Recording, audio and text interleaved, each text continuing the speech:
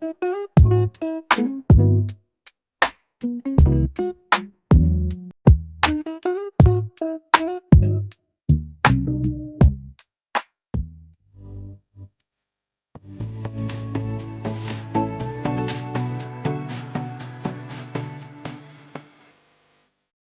günü bir adam bakken bu tağdan aşçılığı utan keslekken. Tağda utan keslekken kız utanın endin tağdan düşüp bazağa apırıp setip cin bakırken de. Bu uzun mezgil müşün davamlaştırıptı. Hem özüň bir xil müşündaq bir kıyın yaşavatqanını oylap bir xil ağırınıp jürüydüken de. Bir gün bu utallarını setip yana taqqa qaytay dep tursa yolda bir tulk çaqaptı. Bu tulkünün iki putu yokken de meyipken. Birak çırağı şundaq bir xil hatırjam, qusqun toygan bir alet eken de. Bu adam hayran qaptı bu iki putu yok. Tulk qandaq qılıp can keçirdiğanda dep aqı ızığı çupaqay depçi tulkünün. Şondan bu tulkünün aqıda meňipdi. Mana bir ýer kelgende bu tulke ormanyň otturdy bir ýer toktapdy. Bu adamy toktapdy. Tulksuz ormanyň ýambir çetiden bir şyrnyň öýüp. Bu adam bu awazdan kokap ketip lan daraxtyň üstüne çykypdy. Şondan bu şyr bagansır ýekilişip şu tulkünün aldyga kepdi. Şyrnyň ağızda ýogam bir goş barken de göş. Bu göşni şu tulküge taşlap bergendikin bu adam şunda hayran qapdy. Hem bundan bir xil ilham apdy da, o oylapdy hem de müş bir iki putu yok bir tulkügimi hem şundaq bir yemeklik ekip berdigan bir şyr bar eken. Demek men bu ameliyatda tağdan düşmey ilam nem qysam maňa bir aşındaq yemeklik ekip berdigan bir uçraydı dep utanymy taşlap saklapdy onuň aşındaq göşek bir adam. Birinci gün hiç kim kemmepdi, ikinci gün kemmepdi, bu bağan soğuz geçip halsızlanıp. Üçüncü gün kemmepdi. Dördüncü gün olğanda bir adam ketip berip şunda qarsa ölemjän bolup qalgan bir adamny köräpdi da, elki adamny görgendiken sorapdy. Utançydan elki adam. Oýsan nim boldy? Bu nimda bir halet uçup qaldyň degendiken bu utançy şu adam sözläp beripdi. Men muşunda qıldım, birak bir gün şunu körep, men ormanga barsam şundaq şyr şundaq tulky bilipdiken, men bundan da ilham elip, maňa mundaq berdi go dep oýlagandym, birak unda bolmaýapdy. Sen dep bak, meningçe meniň bundaq oýlagynym hatamy degendiken, heli adam depdi de. Ýok, seniň bu işden algan ilhamyň togrupdy. Birak sen ilhamny tätirip gapsan depdi. Şonala utanç bu nimdigine degendiken, bu sen neymişki bu işini köýgendiken üzäňni iki putu yok bir meyip tulky dep şunun ornuny tasawwur kıldyň ýok, onunğa göş ekip bergen şyrnyň ornuny tasawwur kılmadyň depdi. Hemde bu hikaye adamny oýlandyrdy. Bu insanlaryň bazı adamlaryň özgü bolgan bir xil köz karşy bu. Adamlar özüne hut ezelden ilki yaxşı görülüp bakmagandak aciz aşındaq his kıldı. Hem yaxşı görülüp bakmagandak hem bundan kim bu yaxşı görülmeydigandak. Hem adam hut ona narazdak yaxşı kılanmadyň da aytgandak. Şu aşındaq bir hissiyat katlymy we aşındaq bir xil halet deşeden neymiş adamlar özüne bu xil hiçne uzu çıkaranmaýgandak, hiçne kılanmaýgandak, o ezelden bir adam yaxşı görüp bakmagandak hissiyatda buldu.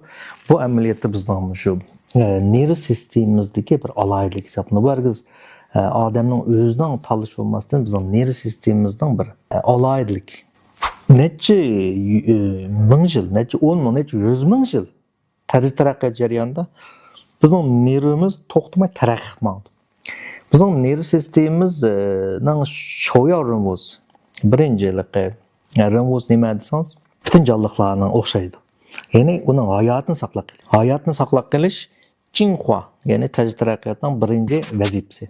Şo bizning neyro sistemimiz bizning hayatimizni saklaq qilishni o'zining dastlabki arzusi qildi. Dargiz bizni xushal qilish emas.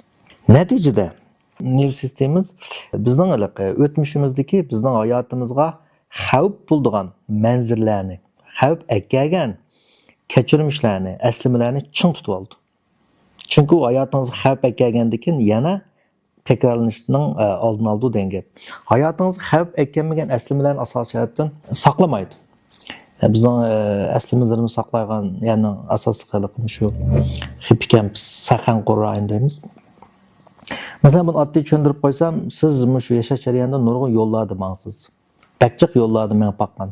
Biroq bu yo'llarning ichida qaysi yo'l eng esingizda qoldi desa, bir yiqilib tushgan, o'rek tushib ketgan, yoki bir tomni yiqilib tushgan, yoki bir velosiped yoki motor suqishib ketgan yo'llar, yoki birisidan tayoq yeb ketgan, yoki bir urushib qolgan, shunday bir yo'llar joy esingizda qoldi.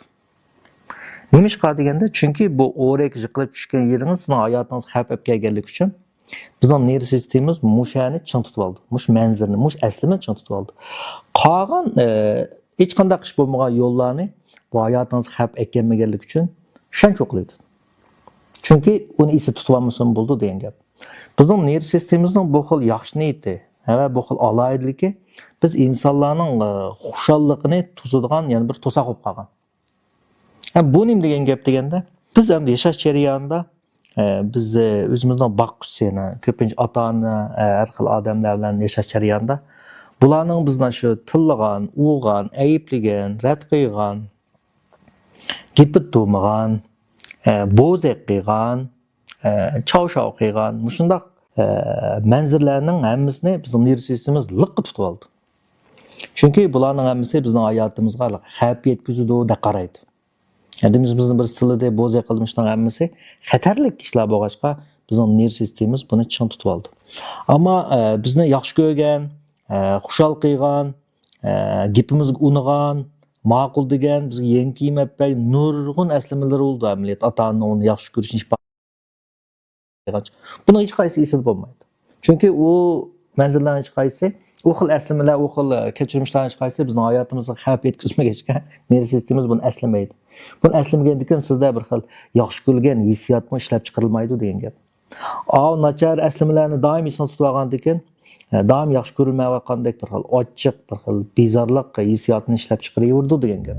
Bir bola o'zining shunday qiliq dadasini yaxshi ko'rmaydiganligini bir o'ylasa, hech bir dadasining uni bir haqiqatdanmi yaxshi ko'rgan holatining yo'qligini tasvirladi-da.